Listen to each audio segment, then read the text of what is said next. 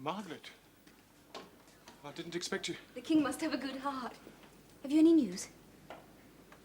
You mean, when will my sentence be carried out? As soon as the king has approved it. You must appeal. You have a right to. I also have my pride. Here's my appeal. Your gracious majesty, the sentence of your court is that I be maimed by the loss of my right hand. Death would be kinder. I should welcome that mercy. Your loyal subject, Glenbark. Oh, no. What am I to live for? My inheritance seemed to be taken from me. A man can live by his own efforts. I have but one skill. The soldiers. And I shall have but one hand.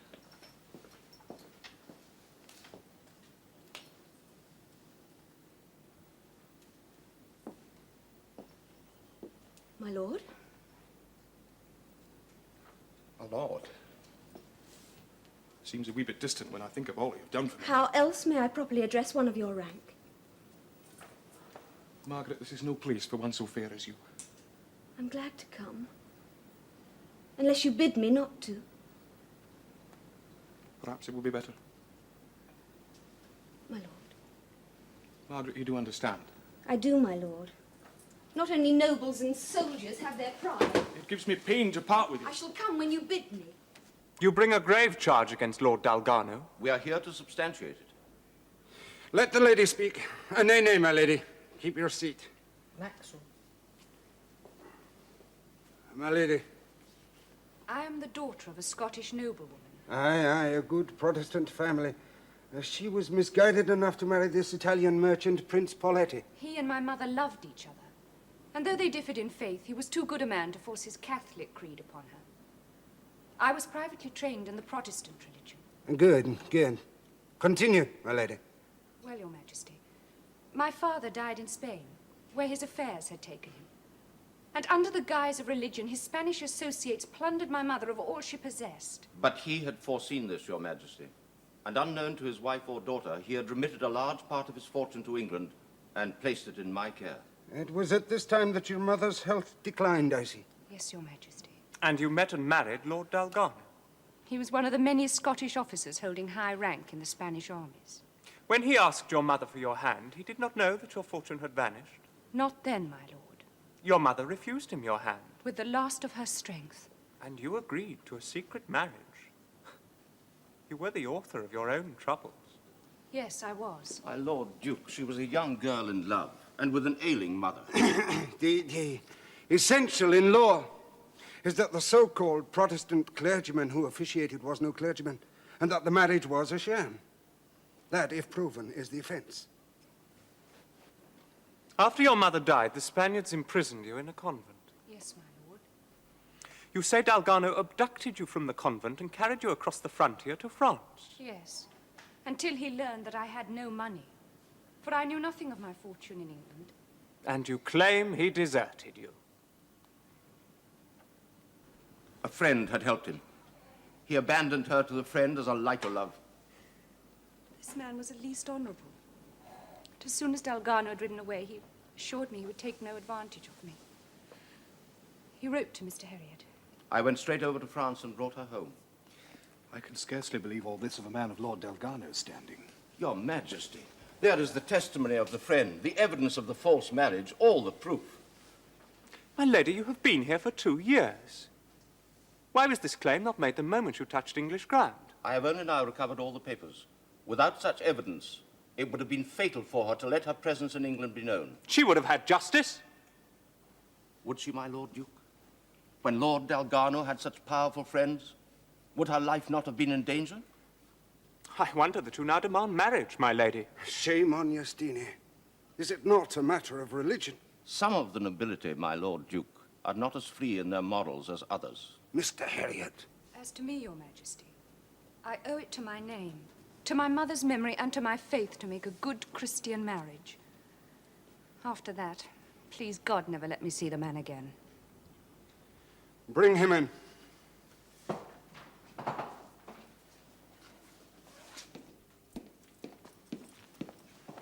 Your Majesty, gentlemen. My lord? My lady. I trust you are well. You acknowledge the relationship with this lady? Relationship? So many documents. The legal moles have been grubbing, I suppose. Such plebeian concern for coarse The facts. facts have been established beyond all doubt. I'm sure they have. The fact is that you admit this to be the lady you deceived. The roses have faded from her cheeks, the lilies from her brow. But she was indeed my fair love. Villain! And that you contrived a memory of marriage that she might think herself your wife. Your Majesty, I grieve to confess that, like the generality of men, I cannot hope to reach the heights of virtue upon which you dwell. But, my Lord Duke, you're a man of the world. We have both played such pranks. You can explain. Do not blacken my name, sir. I disown you. She's beautiful, Richie. Aye, drink that. She hardly knows me. But she's done so much for me. All right, marry the lassie. Make her Lady Glenvarloch. Weel may ye start. I'm surprised at myself, recommending a Scottish lord to marry the daughter of a London mechanic. As for that, I care not. You care not for your rank. What do rank and descent mean to me now? I know. But if you were not to be maimed, if you were not to be beggared, if you were still lord of your castle and forest, what would you be thinking then of such an alliance? Why talk of a situation that doesn't exist and never will again? And who gave you the right to tell my usher you came on the king's business? Since you ordered my admission, your majesty, you must want to know my business. And what business brought you that you considered to be mine? An it please your majesty.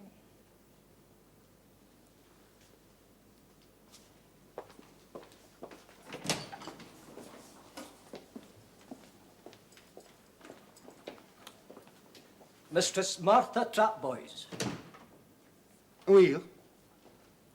Mistress Martha Trapboys, whom the world speaks of as having been kidnapped or murdered. Well? It is not the king's royal business to know the truth of such matters. We do know it. You've been under observation since your last appearance in our presence. And Mr. Stratboys, why have you concealed yourself to the incommodity and needless occupation of my law officers? Your Majesty, I know who killed my father, and he is best pursued in secrecy. The law will pursue him. Sire, I cannot wait upon the law for my vengeance. Well, take care. You break it not yourself. This Carl has not kept you under any form of duress? Duress? Your Majesty, Richie is the most courteous and gallant of men. Well, tack, old man. She's a rich woman. I would marry him today. But that he chooses to wait. Sire, be a Scot, merchant or serving man, the old warrior sleeps in his heart. I have sworn to win my bride the old way, with the blood of her enemy. Within the law, man, you had better not forget. Your Majesty, you might ask why I have revealed this matter now. I have nae asked, but I'm sure that will not stop you from telling me. It is one of the matters of suspicion that have fallen upon my master. Well, I knew it. Well, I thought if I could at least lighten the weight of accusation that lies upon him, you might be touched to reconsider. It is not the matter for which he has been sentenced. I know, Your Majesty, but... Do not come before your monarch with your knees and your backs. Do you hear me? You know not the extent of this case. Begone under pain of arrest. I am the king, and I will see justice is done. But I was summoned by the governor to attend at 10 o'clock. I thought it was from you. I sent no message. My lord, I would not have come, but I thought it was at your bidding. Ah, well, you're here. And I'm eternally glad. The king has signed my sentence. I'm to be prepared to vacate my quarters at 10 tomorrow morning. A tactful way of putting it.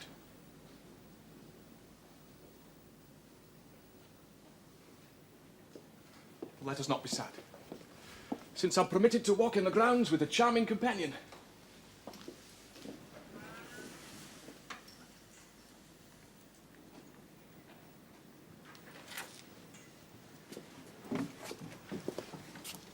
Come in, baby Charles. I'll put the lovebirds together, and they're cooing prettily. Father, why have you brought me here? What is that chamber in there with its listening tubes and secret doors? That's my ear, laddie. Ear? The king's ear. I can see and hear what the state prisoners are up to, and judge for myself. I do not deem it consonant with royal dignity. But it serves. And when they brought this lassie before me, I was impressed by her. But however prettily she told her tale, I would not trust her. And I sent her here, into Glenvarloch's company. You eavesdropped. I mind no plain words, I eavesdropped. And what is more, in his talk with that girl, as when I loosed Sir Mungo and Christy and George Heriot upon him, that lad never said one unbecoming word. Father, Lord Glenvarloch has had much wrong. It is clear Dalgano is one of the blackest villains on earth, and Glenvarloch should not be punished for drawing upon him. Charlie, you speak like a child. The statute against striking would be of small use at our court if it could be eluded by justifying the person stricken to be a knave. There are too many knaves at my court. Your Majesty. As we said in our secret epistle to you, my lord, what we have to tell you will require all your strength to endure. I am an old soldier, Your Majesty. I hope you have sought consolation in the Bible, whose translation we did ourselves promote. Your Majesty, must I read the Bible before I know the ill news which has befallen my house? My lord, I grieve to say it, but your son Dalgano, whom I thought a very saint since he was so much with baby Charles and Steenie, has turned out a villain. Villain? Yes, my lord. Read and judge for yourself.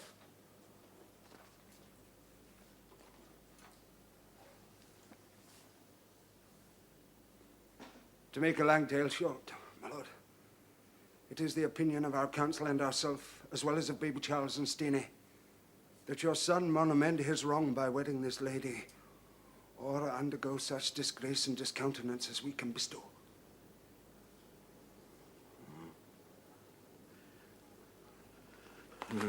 Maxwell! Maxwell!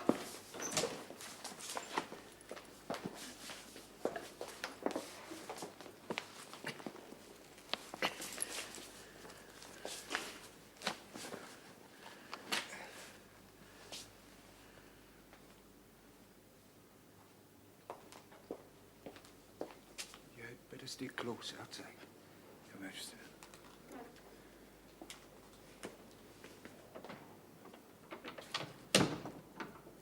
Hold up your head. Hold up your head and listen to your own kind friends. If there is shame, man, there is Scylla to gild it. If she has been a loon, it was your son made her so, and he can make her an honest woman.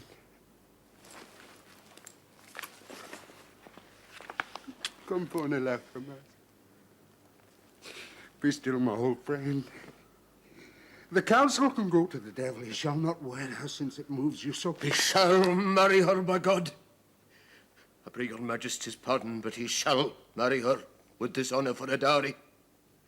He shall do it, or my own dagger shall take the life I give him. The lady was of good birth and of unspotted fame. I'm well nigh sorry she should be so much better than the villain deserves. And she is wealthy. It is nae such a harsh sentence. It is long since I saw he was selfish and hard-hearted. I never thought he was so much worse. I'll never see him again. Oh, shoot, my lord. He's your only son. I tell you, baby Charles might gie the glaive to half the lasses in London, and I could nae find it in my heart to banish him from me. Give me a moment alone with him. Nay, man. There is a more cunning one than you at work. I'm looking to your interests. It is the wish of the council and His Majesty that you marry the woman. I am flattered. She wishes to buy me. She does not wish, but on marriage you become master of all she possesses. And if you will condescend to look through this schedule of her assets... I doubt if she has enough. I'm an expensive luxury. See for yourself. Every ring, every handkerchief, every jot and tittle she owns is on this list, and all may be yours. Read. You have 10 minutes to make up your mind.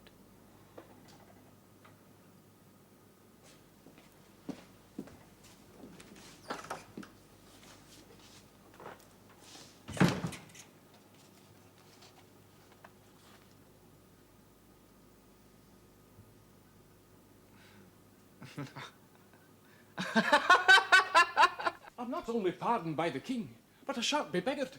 You shan't? No. And Mr. Herriot has told me who my secret backer is. That's the Lady Hermione. She's no intention of foreclosing my mortgage, and my inheritance is safe until such time as I redeem it. What's the matter? It's wonderful news, is it not? Oh, yes, my lord. I'm heartily glad for you. Is there no end to your perversity? Your pride? We are betrothed. Do you hear? But my place is not in Glenvarloch Castle. It is. And I shall take you there across my saddle if I have to. But Nigel, I... Do not argue.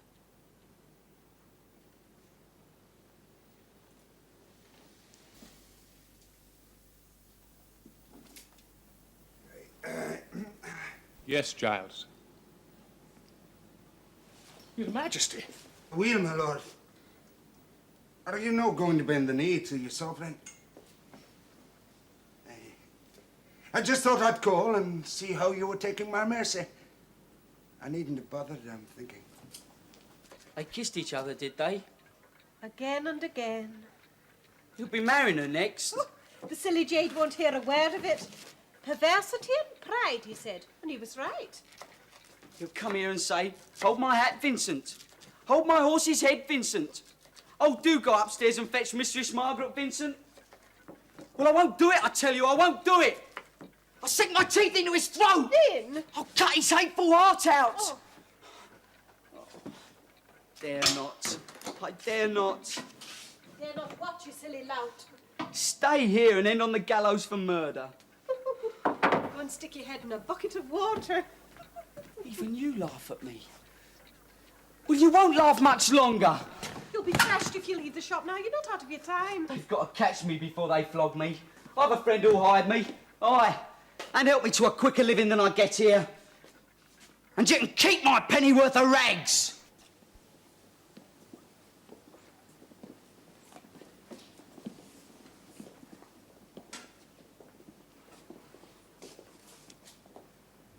My lady, beloved wife, I think we've played our parts.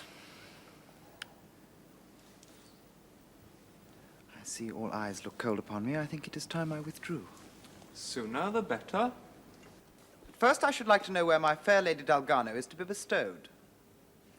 Since I'm her husband, I should like to ask whether she is to be sent to the harem of my Lord Duke. Hold your base ribald tongue. My Lady Dalgano will remain as a widow in my house. To both her and myself, you're dead. Alas for your hopes, my lord, I'm very much alive. And I shall show you all before I go that I am a true descendant of a house famed for its dedication to vengeance. I marvel your majesty even permits him to speak. Now, wheesht, baby Charles. I want to hear what the frontless loon has to say.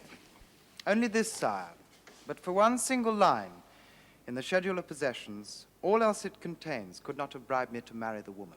You mean the summa totalis? No, not the sum total, but this.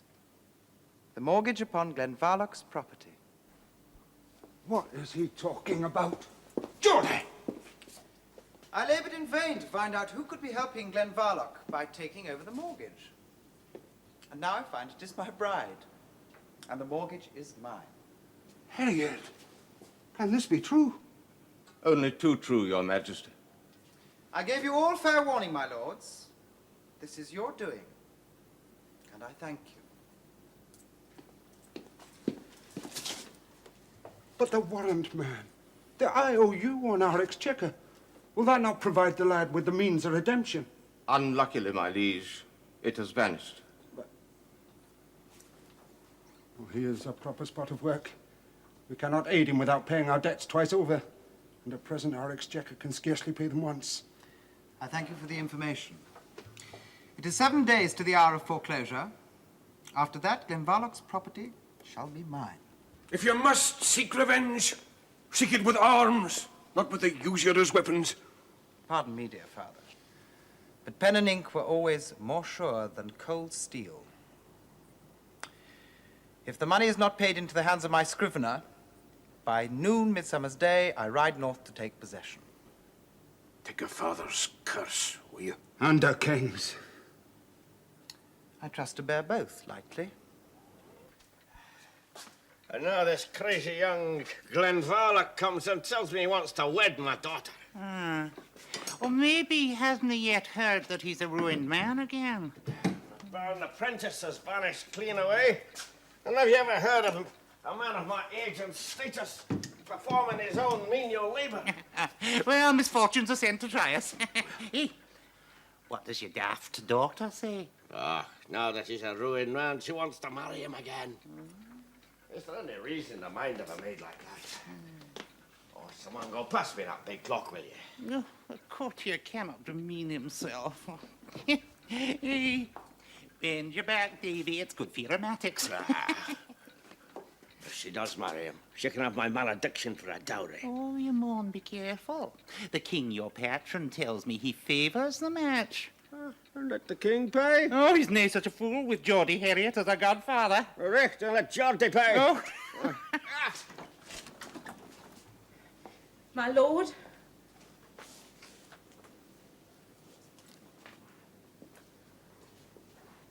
Do you like it? Exquisite.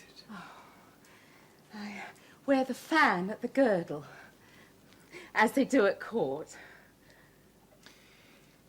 There's something I want you to do for me, Nellie. Oh. Sit down. I want you to copy this. To Mistress Margaret Ramsay. I don't understand. There were certain unpleasant rumours about yourself and Lord Glenvarloch. Oh, they were false, my lord, I swear it. I know they were, but I hear now that she's likely to marry him. Oh, like an old romance.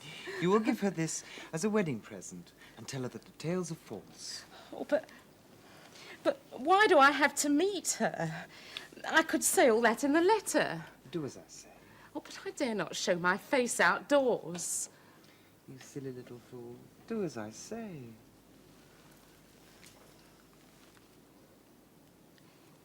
And you'll make me your lady? I shall change you from the caterpillar of a London alley to the princess of my castle.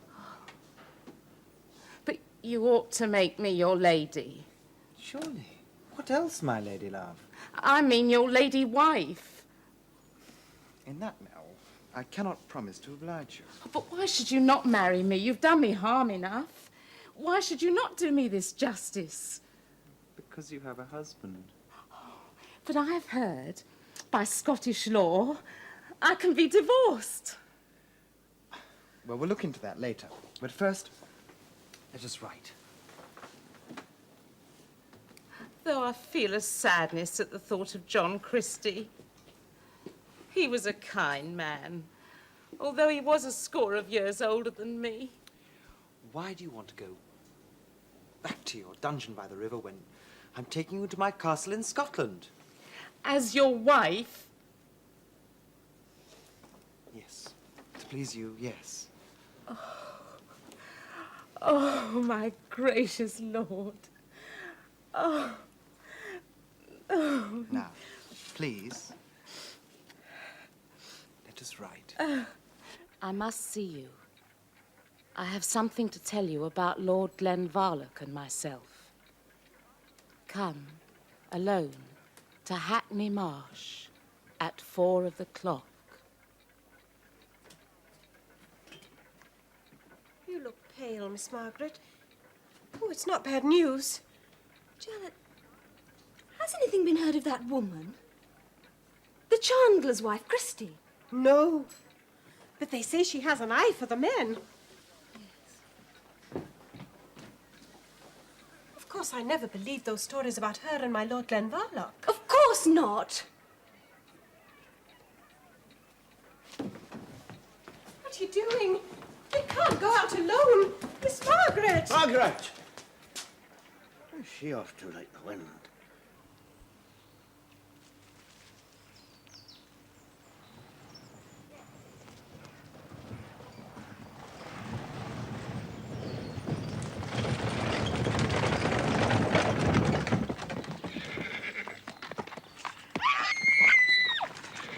Onwards!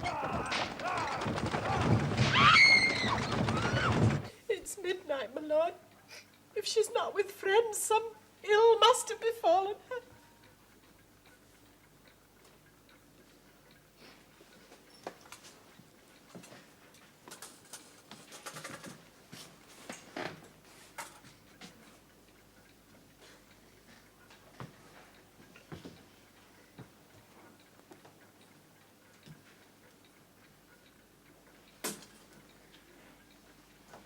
What if that note were from Nellie? And I know who she's with. I can see it all. What do you mean? Dalgano has seized her. And no one knows where he skulks.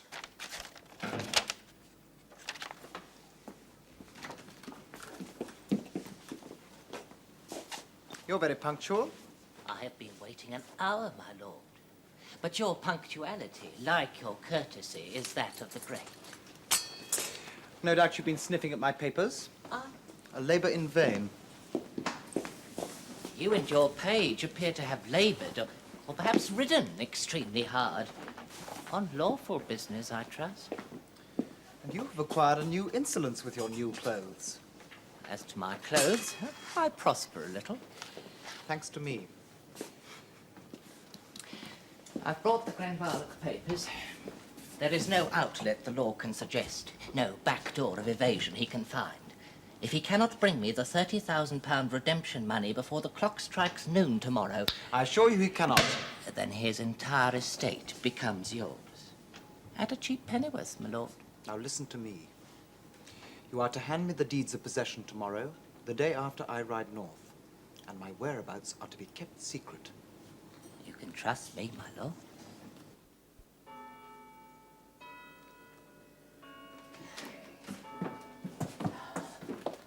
Put it down there.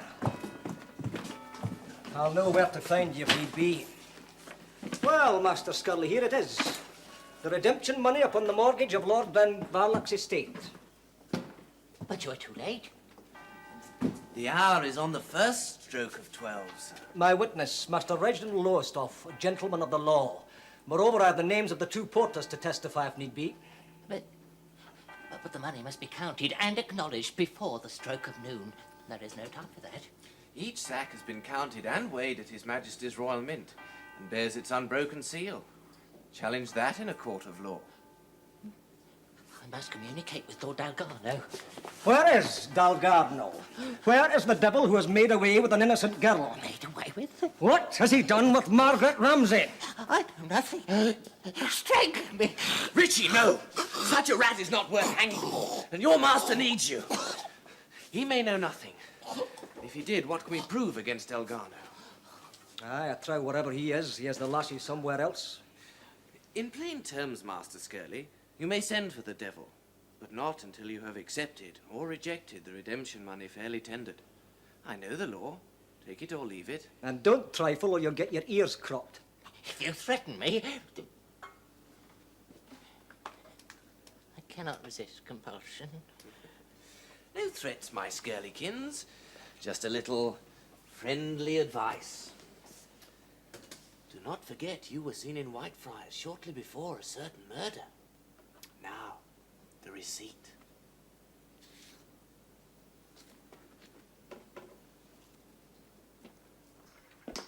They say Lord Glenvarlock is to be found here. I have a letter for him. Not here at the moment. When he comes in, see that he gets it. Dribbling driblets of damnation! What could I do, my lord? Where were all your tricks? Where were your lies? It was no use. I can hang you, Master Scurley. One line from the Attorney General and you are sped! Oh, my lord, what would you have me do? All that art and law can accomplish I will try, but... You'd better, or pity your life. You must swear that they arrived at the goal too late. That they had witnesses, my lord. Buy more witnesses, damn you! Yes, my lord, yes. They used violence, my lord. Yes, that's it. I will swear that they compelled me to a breach of the law by violence. You had better. And stick to it or avoid my fury. The gold, my lord.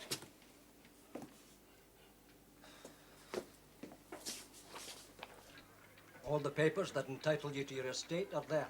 Richie, you and Martha are the best of friends, but I can't take £30,000 from her. She's a rich woman. You saved her life. She says she is in debt and eternally to you. No, I can't take it. And besides, there are more pressing matters. Still no news of Mistress Margaret? None. Go on with the search, Richie. Aye.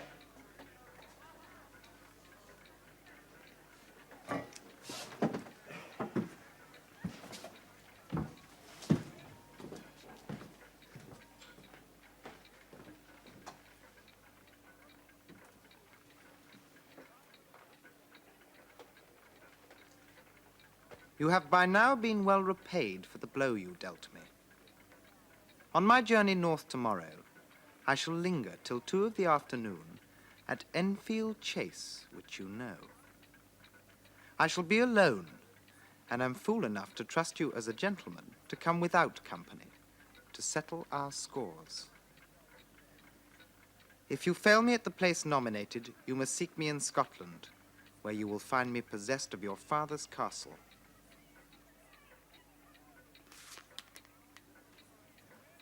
I'll be there. You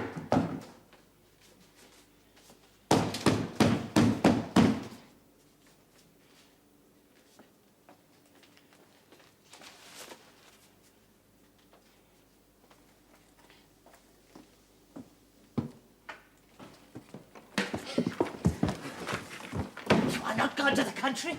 After all my warnings. What would you have me do? Would you have me starve? Where's the money but in the town? I gave you money. It melts, old parchment, it melts. If I must fly, you must eke out my wings with a few feathers. You can spare them. I gave you 10 pieces last week. It's all gone. I had a mind to bite, and I was bitten. Don't gamble that away. I'll be gone. 2 poor smelts! A plague on your bounty. You are in this as deep as I. If I'm taken for killing trap boys, I shall not swing alone. How much will serve your turn? I am but ill provided. You lie, old scribbler. How much do I need? Why, what do these sacks will do? They are not at my disposal. I am to pay them over to Lord Dalgano. Dalgano? He sets forward to Scotland tomorrow. Dalgano? That thankless traitor who left me to sink. Nay, you must be Christian and repay evil with good. Even though he threatened to see you hanged. He travels tomorrow, you say? On the North Road? By Enfield Chase. Oh, but please. With all his gold. I'm to put them up in saddlebags. He rides hard. With only 2 servants. Hey, it's better than cockfighting. He's a dangerous man. Now, Black Felton will come, and Dick Shakebag. Now we shall want a 4th. Nobly told, old scribbler. I told you nothing. Here, lend me 2 pieces.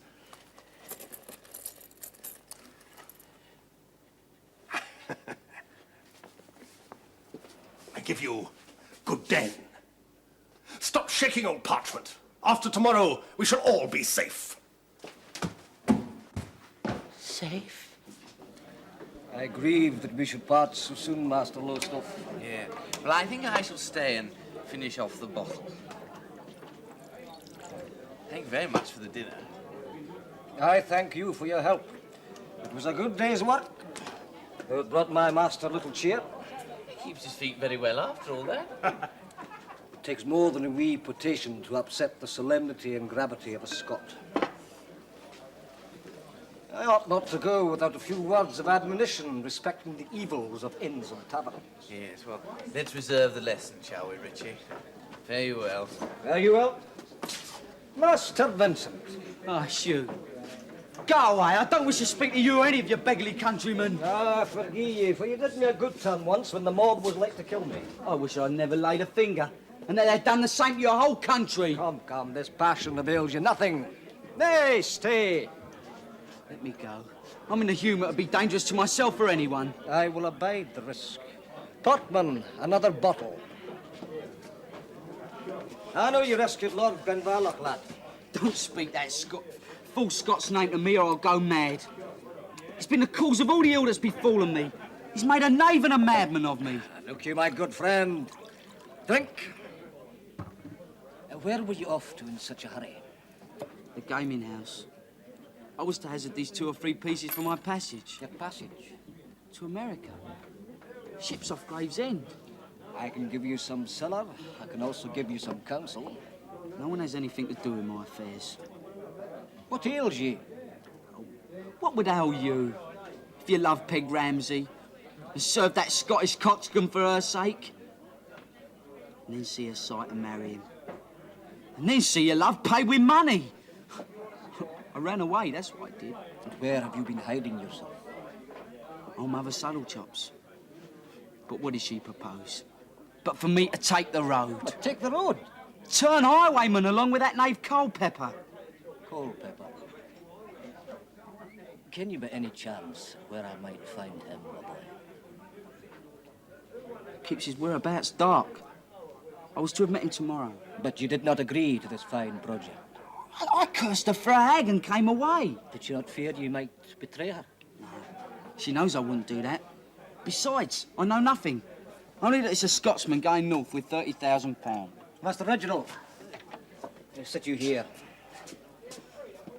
I trow you know, Master Lowestoft, there is to be a highway robbery against a certain Scot tomorrow, going north with £30,000. Dalgano? Whoever it is, had better watch out. We will look after you, lad.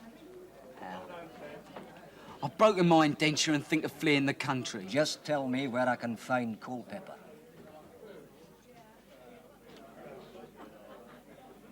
I was to have met him at Enfield Chase. Perhaps we should apply for a warrant. You'll do no such thing. You must do it by manhood. I'll come with you. Why not? Lowestoft, we not only get the money, we get Dalgano. In a good, quiet place. Yes. And then we can make him tell us where Mistress Ramsay is. Mistress Ramsay? Well, what's happened to her? She is kidnapped. It can only be by Dalgano. God, get me a horse. I'll rise as gallantly as either of you. Oh,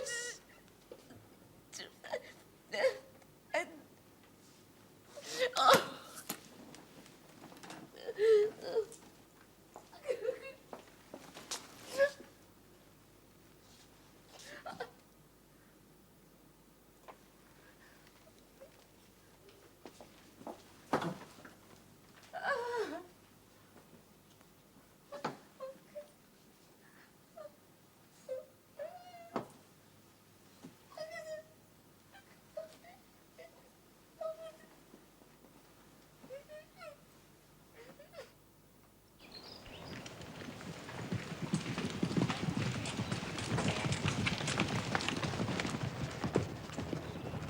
Here!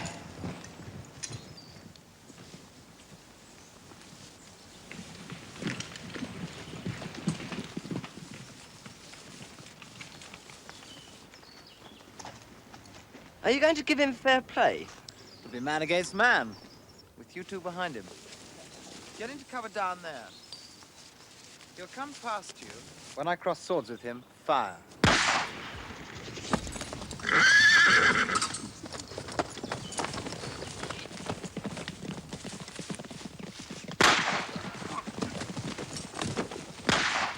All right, we've got the gold.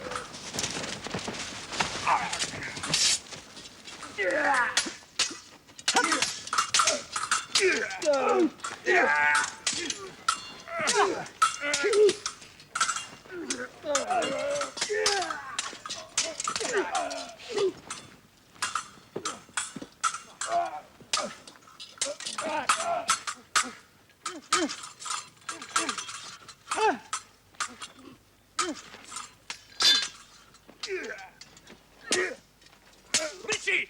Stand up, master! Stand up!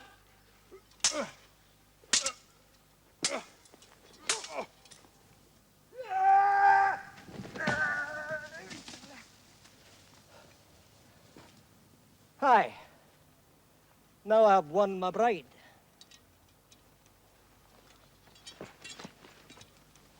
Nigel! Where is she? Where's Dalgano gone? Come on, it's your last chance to cheat the gallows. The old house, mile up the road. Not touched. You should have eaten. Would you have me unjustly accused of maltreating you? I should think you have little to smile at.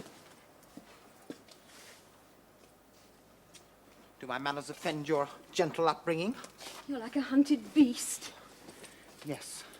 Look, bullet holes. We haven't much time. Oh, spirited. You console me.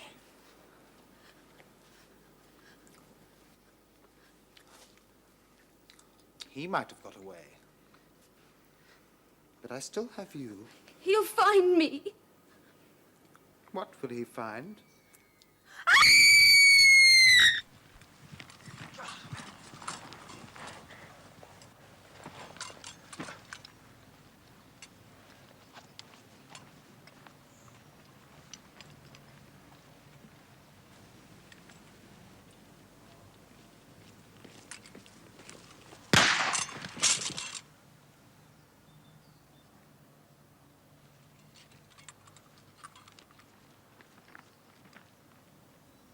Nigel?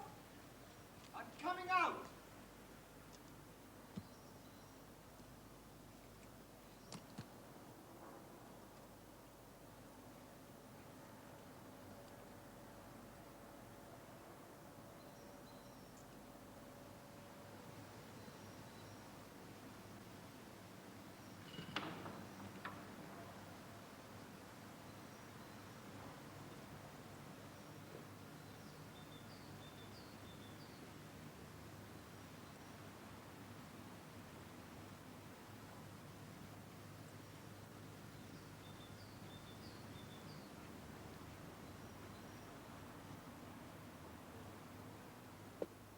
I think this is meant to be, Nigel.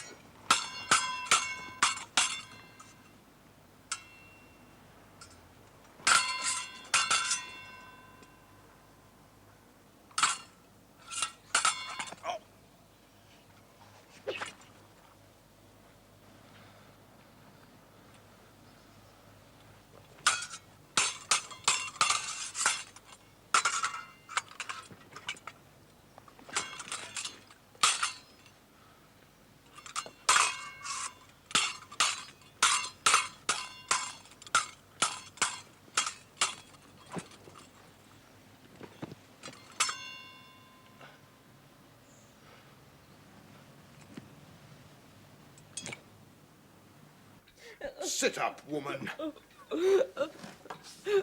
You do better to kneel to the God whose commandment you've broken, for I and all mankind are but worms like you.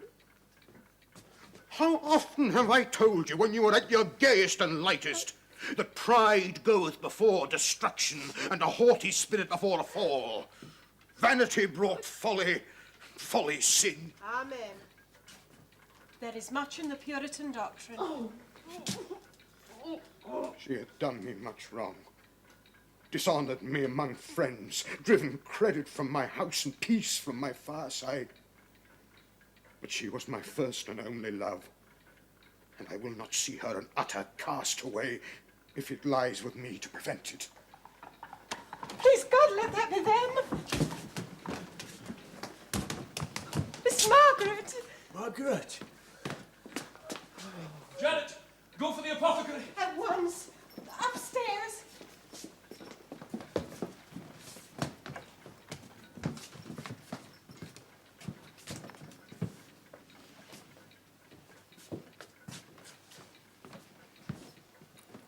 I brought her here to tell the little she knew, but there's no need now. No. Dalgano. Dead.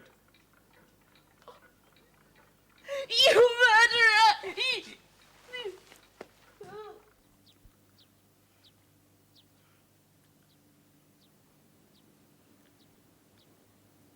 Mistress Margaret. Vin, you were a true knight-errant.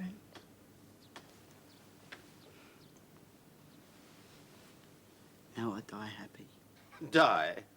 The leech says you'll be well in no time. I'm packing you off to Paris, young man, with Davy's blessing. You can manage my new branch there. You see, you'll be in love with a French girl in a fortnight. My children, now that you're wedded, your king is pleased to bestow on you his royal blessing. God bless His Majesty. God bless His Majesty. My lady and I thank your Majesty most humbly. Amen. Amen. Your Majesty. Eh? Who? He's not wanting his £800. He assures me it is upon a totally different subject, sir. A body of us, man. Then bring him in. Moniplies. That's a good name for him. Your Majesty, my lords, I respectfully present to you my own wedded wife.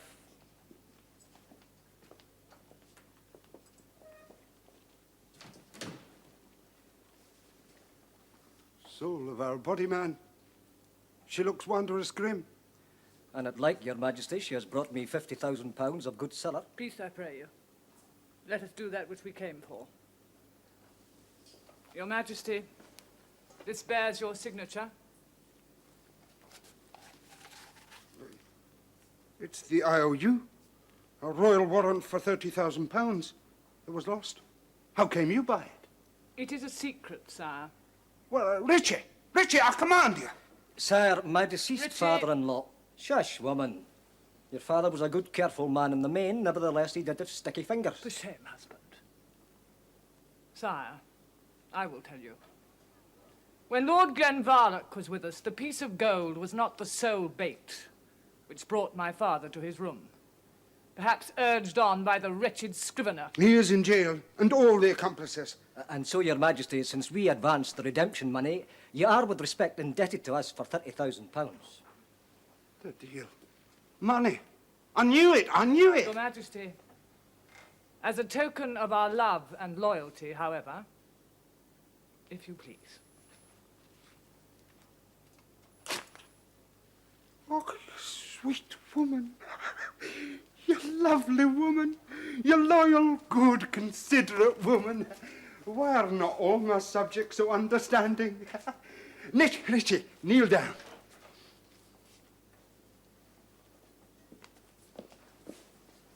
Maxwell, lend me your sword.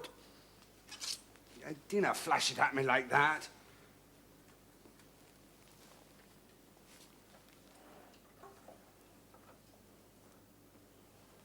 Sir go, Carnifex. Rise up, Sir Richard Moniplies of Castle Collop. Sire, I am pleased to accept the honour you bestow on me. And my wife. Aye. And as for you, my lord and lady, when you gang to Glenvarloch Castle, think of me, won't you? We will, sir. Aye, for it's my ain dear Scotland you'll be, and my heart with you. Well, my lords and lieges, let us all to our dinner. before the cockaliki gets cold.